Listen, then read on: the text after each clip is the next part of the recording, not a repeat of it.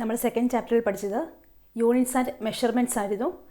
അതിൽ യൂണിറ്റും types of unit, SI unit ഒക്കെ എന്താണ് എന്ന് പഠിച്ചു. അതിൽ ഡയമെൻഷൻ അനാലിസിസ് ഡിസ്കസ് ചെയ്തിരുന്നു. ചാപ്റ്റർ 3യിൽ നിങ്ങൾ motion in a straight line പഠിച്ചിരുന്നു. ഇപ്പോൾ ചാപ്റ്റർ 4ൽ മോഷൻ ഇൻ എ പ്ലെയിൻ പഠിച്ചുകൊണ്ടിരിക്കുകയാണ്. ദെൻ നെക്സ്റ്റ് ചാപ്റ്ററാണ് നമ്മൾ ഇന്ന് ഡിസ്കസ് ചെയ്യുന്നത്. Chapter 5 laws of motion. Then motion എന്താണ് എന്ന് നിങ്ങൾക്ക് മനസ്സിലായി കാണും. മോഷൻ എന്ന് പറഞ്ഞാൽ ഒരു ബോഡിയുടെ ഒരു സ്റ്റേറ്റ് ആണ്. രണ്ട് ഫിസിക്സിൽ നമുക്ക് പറയുകയാണെങ്കിൽ ബോഡിക്ക് രണ്ട് സ്റ്റേറ്റ് ഉണ്ട്. ഒന്ന് റെസ്റ്റും രണ്ടാമത്തേത് മോഷനും. മോഷൻ എന്ന് പറഞ്ഞിട്ടുണ്ടെങ്കിൽ ബോഡി ടൈമിനനുസരിച്ച് അതിൻ്റെ പൊസിഷൻ മാറിക്കൊണ്ടിരിക്കും. അതായത് നമ്മൾ പറയുകയാണെങ്കിൽ ഓക്കെ, എ എന്നുള്ള പൊസിഷനിലാണ് ഒരു ബോഡി, അതായത് 5 മിനിറ്റിൽ എ എന്നുള്ള പൊസിഷനിലാണ് ഉള്ളതെങ്കിൽ ബി എന്നുള്ള പൊസിഷനിലായിരിക്കും അടുത്ത 10 മിനിറ്റ്സ് കഴിയുമ്പോഴത്തേക്കും ഉണ്ടാവുക. ദാറ്റ് ഈസ് അതിൻ്റെ പൊസിഷൻ മാറി, എയിൽ നിന്ന് ബിയിലേക്ക് മാറി. ഇതിനെയാണ് നമ്മൾ മോഷൻ എന്ന് വിളിക്കുന്നത്. ഇനി ഈ മോഷനെ ഗവേൺ ചെയ്യുന്ന കുറച്ച് ലോസ്, അതാണ് ഈ ചാപ്റ്ററിൽ ഡിസ്കസ് ചെയ്യുന്നത്. ഇതിൽ ഫസ്റ്റ് ഈ ലോസ് ഓഫ് മോഷൻ അത് പറയുന്നതിന് മുമ്പ് നമുക്ക് ഫോഴ്സ് എന്താണ് എന്ന് നമ്മൾ അറിഞ്ഞിരിക്കണം. ഫോഴ്സ് നമുക്കറിയാം, ഒരു എക്സ്റ്റേണൽ ഏജൻസിയാണ്. അത് ഒരു ബോഡിയുടെ സ്റ്റേറ്റ്, രണ്ട് സ്റ്റേറ്റ് ഉണ്ടെന്ന് പറഞ്ഞു, റെസ്റ്റ് അല്ലെങ്കിൽ മോഷൻ. അതിൻ്റെ സ്റ്റേറ്റ് മാറ്റുകയാണ് ചെയ്യുന്നത്. ദെൻ അതായത് റെസ്റ്റിലുള്ള ബോഡിയെ മോഷനിലേക്കും മോഷനിലുള്ള ബോഡിയെ റെസ്റ്റിലേക്കും കൊണ്ടുവരാം. അതിനെ നമ്മൾ എക്സ്റ്റേണൽ ഏജൻസി എന്ന് വിളിക്കുന്നു. ദെൻ ഈ എക്സ്റ്റേണൽ ഏജൻസി, അത് it is a push or pull. It changes the state of a body from rest or from uniform motion to rest, or changes its direction or changes the shape of the body.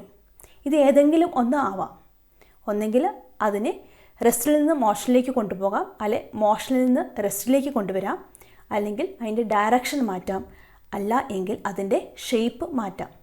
ഇത് എല്ലാം ഒരു external ഏജൻസിയാണ് ചെയ്യുന്നത്. ആ external ഏജൻസിയാണ് നമ്മൾ force എന്ന് വിളിക്കുന്നത്. ഫോഴ്സ് ഇത് എന്ന് പറയുന്ന ഒരു പുഷ് അല്ലെങ്കിൽ ഒരു പുൾ ആവാം. ഇനി നമ്മൾ ഇവിടെ ഒരു ബോക്സ് ഉണ്ട് ഓഫ് മാസ് എം, എ എന്നുള്ള പൊസിഷനിലാണ് ഉള്ളത്. ദെൻ ഇതിനെ എനിക്ക് ബി എന്നുള്ള പൊസിഷനിലേക്ക് കൊണ്ടുപോകണമെങ്കിൽ ഞാൻ ഇവിടെ ഒരു ഏജൻസി, അതായത് എക്സ്റ്റേണൽ ഏജൻസി ഇവിടെ കൊടുക്കണം. ആ എക്സ്റ്റേണൽ ഏജൻസി നമ്മൾ ഫോഴ്സ് എന്ന് വിളിച്ചു. ഞാൻ ഫോഴ്സ് കൊടുക്കണമെങ്കിൽ ഇതിനെ ഞാൻ ടച്ച് ചെയ്ത് ഇതിനെ ഇങ്ങോട്ട് പുഷ് ചെയ്യണം. ദെൻ ബി എന്നുള്ള പൊസിഷനിലെത്തും. ദെൻ ഒരു കണ്ടിന്യൂസ് മോഷൻ ആണെങ്കിൽ എന്ത് ചെയ്യണം, ഇതിനെ ഞാൻ കണ്ടിന്യൂസ് ആയിട്ട് ഇതിനെ പുഷ് ചെയ്തുകൊണ്ടേയിരിക്കണം. ദെൻ ഇതിനെ ഞാൻ ടച്ച് ചെയ്തിട്ടാണ് ഈ ബോഡിയെ എയിൽ നിന്ന് ബിയിലേക്ക് മാറ്റിയത്, അതായത് പൊസിഷൻ മാറ്റി. ദെൻ പൊസിഷൻ മാറ്റുമ്പോൾ ഇത് കണ്ടിന്യൂസ് ആയിട്ട് അതിൻ്റെ പൊസിഷൻ ചേഞ്ച് ചെയ്തുകൊണ്ടിരിക്കും. ദെൻ അത് മോഷനിലാവും, ദാറ്റ് ഈസ് റെസ്റ്റിൽ നിന്ന് മോഷനിലേക്ക് മാറി. ദെൻ ബിയിലെത്തുമ്പോൾ എഗെയിൻ അത് റെസ്റ്റിലാവും. ഇനി ഇത് അല്ലാതെ ഇപ്പം ഞാനിവിടെ ഡയറക്റ്റ് കോണ്ടാക്റ്റ് ചെയ്തു, ഇതിനെ ടച്ച് ചെയ്തിട്ടാണ് ഈ ബോഡിയെ മൂവ് ചെയ്യിപ്പിച്ചത്. ഇത് അല്ലാതെയും ഒരു എക്സ്റ്റേണൽ ഏജൻസി വർക്ക് ചെയ്യാം, അതായത് വിത്തൗട്ട് ടച്ചിങ്, അതായത് വിത്തൗട്ട് കോണ്ടാക്റ്റ്. ഡയറക്റ്റ് കോണ്ടാക്റ്റ് അല്ലാതെയും ഇത് ഒരു ഫോഴ്സ് അവിടെ ആക്ട് ചെയ്യാം. ആ ടൈപ്പ് ഫോഴ്സാണ് ഗ്രാവിറ്റേഷണൽ ഫോഴ്സും മാഗ്നറ്റിക് ഫോഴ്സും. നമ്മൾ പഠിച്ചിട്ടുണ്ട്. അതായത് നമ്മൾ ഫസ്റ്റ് ചാപ്റ്റർ ഡിസ്കസ് ചെയ്തിരുന്നു ഗ്രാവിറ്റേഷണൽ ഫോഴ്സിൻ്റെ കാര്യം. ഇത് ഒരു ബോഡിയെ നമ്മൾ താഴേക്കിടുകയാണെങ്കിൽ അത് താഴോട്ട് ഫോൾ ചെയ്യും, because it is due to the gravitational force of earth. Earth അവിടെ ഗ്രാവിറ്റേഷണൽ ഫോഴ്സ് എക്സേർട്ട് ചെയ്യുന്നത് കൊണ്ടാണ് ആ ബോഡി താഴേക്ക് വരുന്നത്. ഇനി അല്ല എങ്കിൽ മാഗ്നറ്റിക് ഫോഴ്സ് ആണ് എങ്കിൽ അത് ഒരു നീഡിലിന്, അത് അയൺ നെയിൽ അല്ലെങ്കിൽ അയൺ പാർട്ടിക്കിൾസിനെയോ എന്തെങ്കിലും അയണിൻ്റെ മെറ്റീരിയൽസിനെയോ എന്ത് ചെയ്യും, അത് അട്രാക്റ്റ് ചെയ്യും.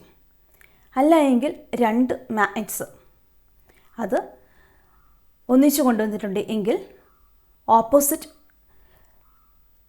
പോൾസാണ് കൊണ്ടുവരുന്നതെങ്കിൽ അത് അട്രാക്റ്റ് ചെയ്യും. അല്ല എങ്കിൽ റിപ്പൽ ചെയ്യും. ഇവിടെ നമ്മൾ ഒരു മാഗ്നറ്റ് കൺസിഡർ ചെയ്യുന്നു, നോർത്ത് സൗത്ത്. ഒരു നീഡിൽ, അയൺ നീഡിൽ കൊണ്ടുവന്നു. നമുക്കറിയാം ഒരു പർട്ടിക്കുലർ റീജിയൻ എത്തുമ്പോഴത്തേക്കും ഇത് അട്രാക്റ്റ് ആവും. എവിടെയാണോ നമ്മൾ കൊണ്ടുവരുന്നത് ആ സൈഡിലേക്ക് ഇത് അട്രാക്റ്റ് ആവും. ഇനി ഞാനൊരു വേറൊരു മാഗ്നറ്റ് ഇവിടെ കൊണ്ടുവന്നു. ഇവിടെ നോർത്ത് പോൾ. ഓട്ടോമാറ്റിക് അറിയാൻ പറ്റും നോർത്തും അത് റിപ്പൽ ചെയ്യും. ഇത് അടുത്ത് കൊണ്ടുവരേണ്ട കാര്യമില്ല. ഒരു പർട്ടിക്കുലർ ഡിസ്റ്റൻസ് എത്തുമ്പോഴേക്കും ഇത് റിപ്പൽ ചെയ്യും. ഇനി ഞാനൊരു സൗത്ത് പോളാണ്, ഒരു മാഗ്നറ്റിൻ്റെ സൗത്ത് പോൾ ഇവിടെ കൊണ്ടുവന്നു. ദെൻ ഒരു പർട്ടിക്കുലർ റീജിയൻ എത്തുമ്പോഴത്തേക്കും ഇത് അട്രാക്റ്റ് ആവും. നോർത്തും സൗത്തും അട്രാക്റ്റ് ആയി. ദെൻ ഈ കേസസിൽ ഇത് ഡയറക്റ്റ് കോണ്ടാക്റ്റ് ഇല്ല, കുറച്ച് ദൂരത്തിലാണ് ഈ മാഗ്നറ്റിക് ഫോഴ്സ് ആക്ട് ചെയ്യുന്നത്. ദെൻ ഈ എക്സ്റ്റേണൽ ഏജൻസി എന്ന് പറയുന്നത് ഡയറക്റ്റ് കോണ്ടാക്റ്റോ അല്ല എങ്കിൽ ഡയറക്റ്റ് കോണ്ടാക്റ്റ് അല്ലാതെയും വേറൊരു ഒബ്ജക്റ്റിൻ്റെ മേലെ ആക്ട് ചെയ്യാം. ഇനി ഇതിനെക്കുറിച്ച് എല്ലാം കുറേ സയൻറ്റിസ്റ്റ് സ്റ്റഡി ചെയ്തിട്ടുണ്ട്. ഫസ്റ്റ് അരിസ്റ്റോട്ടിലാണ്, നമുക്കറിയാം ഗ്രീക്ക് ഫിലോസഫറാണ്. അരിസ്റ്റോട്ടിലാണ് ഇതിന് ഒരു തിയറി കൊടുത്തത്. അതിന് അരിസ്റ്റോട്ടിൽസ് ഫാലസി എന്ന് വിളിക്കും. അരിസ്റ്റോട്ടിൽസ് ഫാലസി എന്താണെന്ന് നോക്കാം. ഒരു ഗ്രീക്ക് ഫിലോസഫറാണെന്ന് പറഞ്ഞു അരിസ്റ്റോട്ടിൽ. ദെൻ അരിസ്റ്റോട്ടിൽസ് ഫാലസിയുടെ മീനിങ് എന്ന് പറഞ്ഞാൽ മിസ് ഇൻഫോർമേഷനാണ്. അതൊരു അരിസ്റ്റോട്ടിലിനെ പറ്റിയൊരു വീഴ്ചയായിട്ടാണ് ശരിക്കും ഇപ്പോൾ നമുക്ക് കാണാൻ പറ്റുന്നത്. പക്ഷേ അന്നത്തെ അറിവനുസരിച്ച് അരിസ്റ്റോട്ടിൽ ഒരു ലോ പറഞ്ഞു, അതാണ്. ദെൻ അരിസ്റ്റോട്ടിൽ പറഞ്ഞത്, ഇപ്പോൾ ഇവിടെ ഒരു ഒബ്ജക്റ്റ് ഞാൻ പറഞ്ഞു, നേരത്തെ നമ്മൾ ഒരു ബോഡിയുടെ കാര്യം പറഞ്ഞിരുന്നു. മാസ് എ എന്നുള്ള പൊസിഷനിലായിരുന്നു. ദെൻ ബി എന്നുള്ള പൊസിഷനിലേക്ക് ഞാൻ കൊണ്ടുവരണമെങ്കിൽ എം മാസ്സുള്ള ഒബ്ജക്റ്റിനെ ബി എന്നുള്ള പൊസിഷനിലേക്ക് കൊണ്ടുവരണമെങ്കിൽ നമ്മളൊരു external agency, that is force കൊടുത്തു. ദെൻ ആ ഫോഴ്സ് കൊടുത്താൽ മാത്രമേ ഇത് ഇവിടെ എത്തത്തുള്ളൂ. ഇനി വേറൊരു ഒബ്ജക്റ്റ്, ഓക്കെ, ഒരു ബോൾ മൂവ് ചെയ്തു. ബോളിനെ നമ്മൾ പുഷ് ചെയ്തു. ഓട്ടോമാറ്റിക് അറിയാം ഇതിനെ റോൾ ചെയ്യും. അല്പസമയം കഴിയുമ്പോൾ അത് റെസ്റ്റിലാവും. ദെൻ ഇങ്ങനെയുള്ള കാര്യങ്ങളാണ് അരിസ്റ്റോട്ടിൽ നോട്ട് ചെയ്തത്. ദെൻ അരിസ്റ്റോട്ടിൽ പറഞ്ഞത് ഇങ്ങനെയാണ്, ഒരു ബോഡിയുടെ നാച്ചുറൽ സ്റ്റേറ്റ് എന്ന് പറയുന്നത് റെസ്റ്റ് ആണ്. ഒരു ബോഡിയുടെ നാച്ചുറൽ സ്റ്റേറ്റ് എന്ന് പറയുന്നത് റെസ്റ്റ് ആയിരിക്കും. അതായത് ഒരു ബോഡിക്ക് മോഷൻ ഉണ്ടെങ്കിൽ നമ്മൾ ഒരു എക്സ്റ്റേണൽ ഫോഴ്സ് കൊടുത്തു, അത് മോഷനിലായി. ദെൻ ഓട്ടോമാറ്റിക്കായിട്ട് എന്ത് ചെയ്യും, അതിൻ്റെ നാച്ചുറൽ ടെൻഡൻസി എന്ന് പറയുന്നത് റെസ്റ്റിലേക്ക് ആവുക എന്നുള്ളതാണ്. ദെൻ അതെന്ത് ചെയ്യും, റെസ്റ്റിലേക്ക് വരും.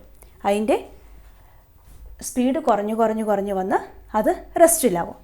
ദെൻ ഈ ഒരു കേസിൽ നമ്മൾ കണ്ടിരുന്നു, നമ്മളൊരു എക്സ്റ്റേണൽ ഫോഴ്സ് കൊടുത്താൽ മാത്രമേ ഇത് എയിൽ നിന്ന് ബിയിലേക്ക് വരത്തുള്ളൂ. ദെൻ ഇതാണ് അരിസ്റ്റോട്ടിൽ പറഞ്ഞത്, ഒരു ബോഡിക്ക് നാച്ചുറൽ സ്റ്റേറ്റ് എന്ന് പറയുന്നത് it is at rest. That is when it is at motion continuously changes it's speed or reduces speed or decreases speed and it comes to rest. Okay, ഈ രണ്ട് കേസിൽ നമ്മൾ കണ്ടിരുന്നു എക്സ്റ്റേണൽ ഫോഴ്സ് ആവശ്യമാണ് ഇതിന് എയിൽ നിന്ന് ബിയിലേക്ക് കൊണ്ടുവരാൻ വേണ്ടിയിട്ട്. അല്ല എങ്കിൽ ഈ ബോളിനെ റോൾ ചെയ്ത് കൊണ്ടുവരാൻ വേണ്ടിയിട്ട് ഇത് ഓട്ടോമാറ്റിക് അറിയാം ഇത് റെസ്റ്റ് ആവും. ദെൻ വീണ്ടും എന്ത് ചെയ്യണം, ഇതിനൊരു എക്സ്റ്റേണൽ ഫോഴ്സ് കൊടുത്താൽ മാത്രമേ ഇതിന് യൂണിഫോം മോഷനിലേക്ക് അല്ല എങ്കിൽ മോഷൻ എന്നുള്ള ആ സ്റ്റേറ്റിലേക്ക് കൊണ്ടുവരാൻ പറ്റത്തുള്ളൂ. ഇതാണ് അരിസ്റ്റോട്ടിൽ പറഞ്ഞു വെച്ചിരിക്കുന്നത്. That is the natural state of a body is at rest. If it is at motion it continuously decreases speed and comes to rest. But Galileo Galilei scientist, നമുക്കറിയാം ഫേമസ് സയൻറ്റിസ്റ്റാണ്, സയൻറ്റിസ്റ്റ് പറഞ്ഞു വെച്ചിരുന്നു ഇത് എന്ന് പറയുന്നത് തെറ്റ് ആണ്. അദ്ദേഹം അത് പ്രൂവ് ചെയ്യാൻ വേണ്ടി കുറച്ച് എക്സ്പെരിമെൻറ്റ്സ് ഒക്കെ ചെയ്തു. അതായത് ഒരു ബോഡിയുടെ നാച്ചുറൽ ടെൻഡൻസി എന്ന് പറയുന്നത് റെസ്റ്റിലായിരിക്കുകയല്ല, അത് മോഷനിലും ആവാം. റെസ്റ്റിൽ ഓർ മോഷൻ ഇത് രണ്ടും ആവാം. ദെൻ അത് കണ്ടിന്യൂ ചെയ്യുന്ന അതിൻ്റെ സ്റ്റേറ്റ് കണ്ടിന്യൂ ചെയ്തുകൊണ്ടിരിക്കാം. If there is no external force acting on that one. ഒരു എക്സ്റ്റേണൽ ഫോഴ്സ് അതിൻ്റെ മേലെ ആക്ട് ചെയ്യാത്തോടത്തോളം കാലം അതിൻ്റെ സ്റ്റേറ്റ് എന്താണോ അത് കണ്ടിന്യൂ ചെയ്തുകൊണ്ടിരിക്കും. അതാണ് ഗലീലിയോ ഗലീലി പറഞ്ഞു വെച്ചിരിക്കുന്നത്. ഇനി അടുത്ത് നമ്മൾ ഗലീലിയോ ഗലീലിയുടെ വ്യൂസാണ് കാണുന്നത്. ഒക്കെ ഗലീലി പറഞ്ഞു അരിസ്റ്റോട്ടലിൻ്റെ വ്യൂസ് തെറ്റായിരുന്നു എന്ന്. അവിടെ ഒരു എക്സ്റ്റേണൽ ഫോഴ്സ് ആക്ട് ചെയ്താൽ മാത്രമേ ആ ബോഡി അടുത്ത സ്റ്റേറ്റിലേക്ക് മാറത്തുള്ളൂ. അല്ലാതെ ആ ബോഡിയുടെ ഒരു നാച്ചുറൽ ബോഡിയുടെ സ്റ്റേറ്റ് എന്ന് പറയുന്നത് ഒരിക്കലും റെസ്റ്റ് മാത്രമല്ല, അതിന് മോഷനും ഉണ്ടാവാം. ദെൻ ഈ ഒരു ബോളിൻ്റെ കേസ് നമ്മൾ പറഞ്ഞിരുന്നു. ആ ബോൾ റോൾ ചെയ്ത് കംസ് ടു റെസ്റ്റ് ആവാൻ കാരണം അവിടെ ഒരു എക്സ്റ്റേണൽ ഫോഴ്സ് ആക്ട് ചെയ്യുന്നതുകൊണ്ട് മാത്രമാണ്. അല്ലാതെ അതിൻ്റെ ടെൻഡൻസി, അതിൻ്റെ നാച്ചുറൽ സ്റ്റേറ്റ് എന്ന് പറയുന്ന റെസ്റ്റിലേക്ക് വന്നതുകൊണ്ടല്ല, അത് വേറൊരു എക്സ്റ്റേണൽ ഫോഴ്സ് ആക്ട് ചെയ്തതുകൊണ്ടാണ് ഇത് റെസ്റ്റിലേക്ക് വന്നത്. ആ എക്സ്റ്റേണൽ ഫോഴ്സ് എന്താണ് എന്ന് നമുക്ക് ഇന്നറിയാം. അത് എന്ന് പറയുന്നത് ഫ്രിക്ഷണൽ ഫോഴ്സ് ആണെന്നറിയാം. ദാറ്റ് ഈസ് ഒരു ഫ്രിക്ഷണൽ ഫോഴ്സ്, അതായത് സ്മൂത്ത് സർഫസ് ആണ് എങ്കിൽ ഓട്ടോമാറ്റിക്കായിട്ട് എന്ത് സംഭവിക്കും? ഇത് കണ്ടിന്യൂ ആയിട്ട് മൂവ് ചെയ്യും. അതായത് ബോൾ റോൾസ് ഡൗൺ ചെയ്തുകൊണ്ടേ ഇരിക്കും. ദെൻ ഗലീലിയുടെ കൺസെപ്റ്റ് ആയിരുന്നു അത്. ഗലീലി ഇതിനു വേണ്ടിയിട്ട് 2 പ്ലെയിൻ യൂസ് ചെയ്തു. അതായത് ഫസ്റ്റ് വൺ എന്ന് പറയുന്നത് ഒരു സ്ലോപ്പ് ആയിരുന്നു. സ്ലോപ്പ് എന്ന് പറഞ്ഞിട്ടുണ്ടെങ്കിൽ ഒരു ചെരിഞ്ഞ പ്രതലം. ഇവിടെ നമ്മൾ ഒരു AB എന്ന ഒരു സ്ട്രെയിറ്റ് ലൈന്, ഇതിൽ ഒരു ഇൻക്ലൈൻഡ് പ്ലെയിൻ എടുത്തു. ഇൻക്ലൈൻഡ് പ്ലെയിൻ എന്ന് പറഞ്ഞിട്ടുണ്ടെങ്കിൽ അത് സ്ലോപ്പ് എന്ന് പറഞ്ഞിട്ടുണ്ടെങ്കിൽ അത് ഒരു ചെരിഞ്ഞ പ്രതലമാണ്. ഇവിടെ ഒരു ചെറിഞ്ഞ പ്രതലം എടുത്തു. ഇനി ഗലീലിയോ ചെയ്ത് വെച്ചിട്ടുണ്ടെങ്കിൽ ഇവിടുന്ന് ഒരു ബോഡി, സപ്പോസ് ഇത് ബോളാണെങ്കിൽ അതിനെ ഇങ്ങോട്ട് റോൾ ഡൗൺ ചെയ്തു. റോൾ ഡൗൺ ചെയ്യുമ്പോൾ ഓട്ടോമാറ്റിക്കലി നമുക്ക് അറിയാം, അത് ഗലീലിയോ പറഞ്ഞു, ഇത് സ്ലോപ്പ് ആണ് എങ്കിൽ ഇത് മൂവ്സ് ഡൗൺ ആവും. ഇത് ഫസ്റ്റ് റെസ്റ്റിലായിരുന്നു, റെസ്റ്റിൽ നിന്ന് മൂവ്സ് ഡൗൺ വന്നു. ദെൻ ഇവിടെ എത്തുമ്പം ഇൻക്രീസസ് ഇറ്റ്സ് സ്പീഡ് എന്ന് പറഞ്ഞു. അത് സ്ലോപ്പ് ഡൗൺ ആണെങ്കിൽ, താഴേക്ക് വരികയാണെങ്കിൽ ആ ഒബ്ജക്റ്റിൻ്റെ സ്പീഡ് ഇൻക്രീസ് ചെയ്തുകൊണ്ടേയിരിക്കും. ഇനി വേറെ ഒന്നാണ് എങ്കിൽ, ഇത് മൂവ്സ് അപ്പ് ആണ് എങ്കിൽ, ഫസ്റ്റ് കേസ് പറഞ്ഞു മൂവ്സ് ഡൗൺ ആയിരുന്നു. ഇങ്ങനെയൊരു സ്ലോപ്പിൽ ഒരു ബോഡി മൂവ്സ് അപ്പ് ആണ്, ബോഡി അപ്വാർഡ് മോഷനിലാണ് എങ്കിൽ ഇവിടുന്ന് അപ്വാർഡ് മോഷൻ നമ്മൾ ഓട്ടോമാറ്റിക് എന്ത് ചെയ്യും? ഒരു എക്സ്റ്റേണൽ ഫോഴ്സ് കൊടുക്കുക, ഇതിനെ അങ്ങോട്ട് തള്ളുക, പുഷ് ചെയ്യുക. ദെൻ എന്ത് ചെയ്യും? ഇത് മുകളിലേക്ക് മൂവ് ചെയ്യും. ദെൻ ഇങ്ങനെയാണെങ്കിൽ മൂവ്സ് അപ്പ് ആണ് എങ്കിൽ ആ ബോഡിയുടെ വെലോസിറ്റി അല്ലെങ്കിൽ സ്പീഡ് ഡിക്രീസ് ചെയ്തുകൊണ്ടേയിരിക്കും. സ്പീഡ് ഡിക്രീസ് ചെയ്യും. ഫസ്റ്റ് കേസിൽ സ്പീഡ് ഇൻക്രീസ് ചെയ്തു, ദെൻ ഈ കേസിൽ സ്പീഡ് ഡിക്രീസ് ആവും. ഇനി ഒരു ഹൊറിസോണ്ടൽ സർഫസ് ആണ് എങ്കിൽ, ഒരു ഹൊറിസോണ്ടൽ സർഫസ് ആണ് എങ്കിൽ എന്ത് സംഭവിക്കും? ഈ body continuous it's motion with constant velocity. ഈ കോൺസ്റ്റൻറ്റ് വെലോസിറ്റിയിൽ ഇതിൻ്റെ മോഷൻ കണ്ടിന്യൂ ചെയ്തുകൊണ്ടേ ഇരിക്കണം. ദെൻ ഗലീലിയോ പറഞ്ഞു, ഇങ്ങനെയൊരു പ്ലെയിൻ കൺസിഡർ ചെയ്തിട്ടാണ് ഗലീലിയോ ഇത്രയും കാര്യങ്ങൾ പറഞ്ഞത്. ഈ കേസിൽ സ്പീഡ് ഇൻക്രീസ് ചെയ്തു, ഇവിടെ സ്പീഡ് ഡിക്രീസ് ചെയ്തു, because the body moves upward ആണ്. ഇനി ഒരു ഹൊറിസോണ്ടൽ പ്ലെയിൻ, ഹൊറിസോണ്ടൽ എന്ന് പറഞ്ഞാൽ ഇങ്ങനെയൊരു പ്രതലം, ഈ പ്രതലത്തിലേക്ക് ഒരു ബോഡിയെ മൂവ് ചെയ്യിപ്പിക്കുകയാണെങ്കിൽ ഇത് യൂണിഫോം വെലോസിറ്റിയിൽ ബോഡി മൂവ് ചെയ്തുകൊണ്ടേ ഇരിക്കണം. ഇനി ഈ കേസ് എല്ലാം എന്തായിരിക്കണം? ഒരു ഫ്രിക്ഷൻലെസ് സർഫസ് ആണ് എങ്കിൽ അതിൻ്റെ മൂവ്മെൻറ്റ് കൂടുതലായിരിക്കും. ഇനി ഇങ്ങനെ അല്ലാതെ ഒരു ഡബിൾ ഇൻക്ലൈൻഡ് പ്ലെയിന് ഗലീലിയോ കൺസിഡർ ചെയ്തു. ഡബിൾ ഇൻക്ലൈൻഡ് പ്ലെയിൻ എന്ന് പറഞ്ഞാൽ ഇത് രണ്ടും കൂടെ, അപ്പോൾ ഞാൻ ഇവിടെ 1, 2 എടുത്തു. ഈ 1ഉം 2ഉം കൂടി ഒന്നിച്ചാക്കിയാൽ ഉള്ള പ്ലെയിന്, അതാണ് ഡബിൾ ഇൻക്ലൈൻഡ് പ്ലെയിൻ എന്ന് പറയുന്നത്. ഈ ഡബിൾ ഇൻക്ലൈൻഡ് പ്ലെയിന് ഫസ്റ്റ് നമുക്ക് ഇങ്ങനെ ഒന്ന് കൺസിഡർ ചെയ്യാം. എയും ബിയും എടുത്തു. ഇവിടെ നിന്ന് ബോഡിയെ മൂവ്സ് ഡൗൺ പോകും. ദെൻ ഇത് മൂവ്സ് ഡൗൺ പോയി, ഇത് ഓട്ടോമാറ്റിക്കായിട്ട് ഇതിലേ മൂവ് ചെയ്ത് ഇത് ഫൈനൽ ഹൈറ്റ് എന്ന് പറയുന്നത് same height of the initial one ആയിരിക്കും.